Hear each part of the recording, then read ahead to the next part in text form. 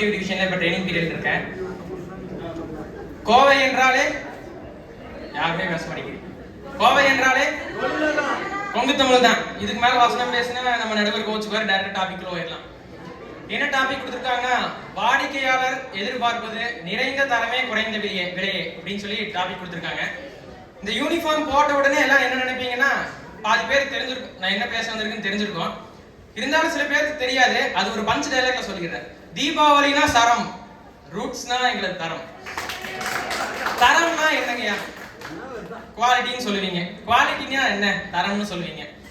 இந்த தரத்தை வந்து எல்லா இடத்துலயும் ஒப்பிடலாம். இப்ப நான் வந்து நடக்கிறேன், அதுலயும் ஒப்பிடலாம். நான் ஒரு செயல் சிந்திக்கிறேன், அதுலயும் ஒப்பிடலாம். ஒரு பொருள்லையும் நம்ம தரத்தை வந்து ஒப்பிடலாம்.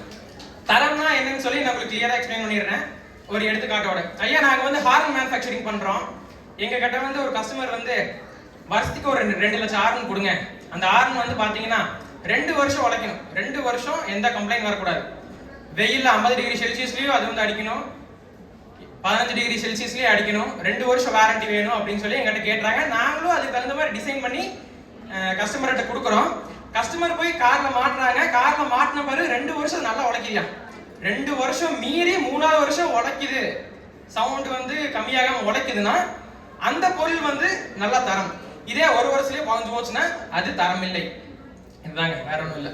இன்னொன்று வந்து வாடிக்கையாளர் எதிர்பார்ப்பது வந்து நிறைந்த தரம் அப்படின்னு சொல்லிட்டு நம்ம டாபிக் குள்ள வருவோம். ஐயா, நான் வந்து ஒரு கார் மேனுஃபேக்சர் பண்றேன். எடுத்துக்காட்டு சொல்றேன், நான் வந்து கார் தயாரிக்கிறேன். கார்ல வந்து நிறைய பார்ட்ஸ் இருக்குது. Horn, speedometer, steering, engine, sheet metal, tyre எல்லாமே இருக்கு. எல்லாமே என்னால தயாரிக்க முடியாது. நான் ஒரு 20 சப்ளையர் வச்சிருப்பேன். அவங்க 20 சப்ளையர் கிட்ட ஒருத்தர்கிட்ட ஹார்ன் வாங்குவேன், ஒருத்தர்கிட்ட ஸ்பீடோமீட்டர் வாங்குவேன், இன்னொருத்தர்கிட்ட டயர் வாங்குவேன்.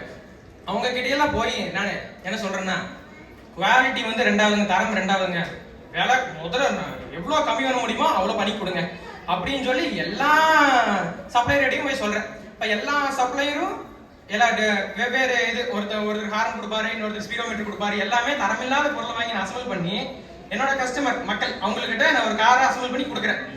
அவங்க போய் 3 மாசம் ஓட்டுவாங்க.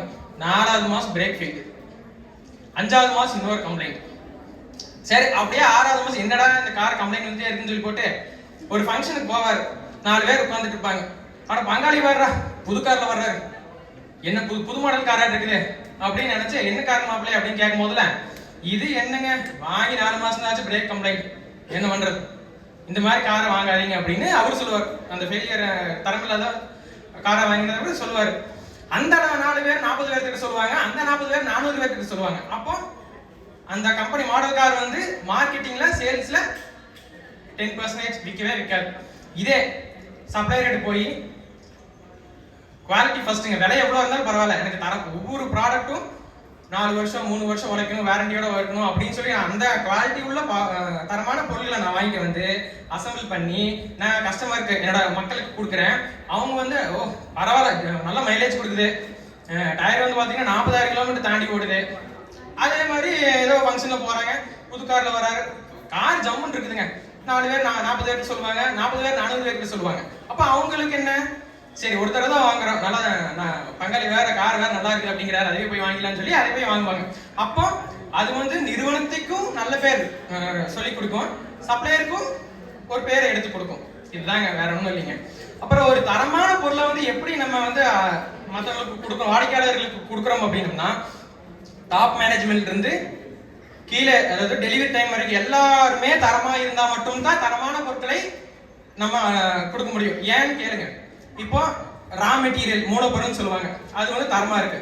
ஆனா ஒரு கம்பெனியில் மிஷின்ஸ் வந்து இயந்திரம் வந்து சரியா இல்லை, பட் ஸ்கில்ட் ஆபரேட்டர்ஸ் எல்லாமே ஸ்கில்டா இருக்காங்க. அப்போ உனக்கு இதுல மிஷினரிஸ் ஃபால்ட், அப்புறம் எப்படி நீ தரமா கொடுக்க முடியும்? அதனால எல்லாமே தரமா இருக்கணும். ரா மெட்டீரியல் இருந்து ஸ்கில்ட் ஆபரேட்டர்ஸ், மிஷின்ஸ்ல இருந்து டெலிவரி டைம்ல இருந்து எல்லாமே தரமா இருந்தா மட்டும்தான் தரமான பொருளை நம்ம வாடிக்கையாளருக்கு கொடுக்க முடியும். ஆகவே தரமான மூலப்பொருளை வாங்கி தரமான இயந்திரத்தை பயன்படுத்தி தரமானவர்களை வைத்து தரமான முறையில் தரமான பொருளை தரமான நேரத்தில் வாடிக்கையாளர்களுக்கு கொடுத்தால் அந்த தரமான பொருள் தரமாக செயல்பட்டு நம் நிறுவனத்துக்கு தரமான பெயரை கொடுக்கும் என்று கூறி உங்களிடமிருந்து விடைபெற்றுக் கொள்கிறேன். நன்றி, வணக்கம்.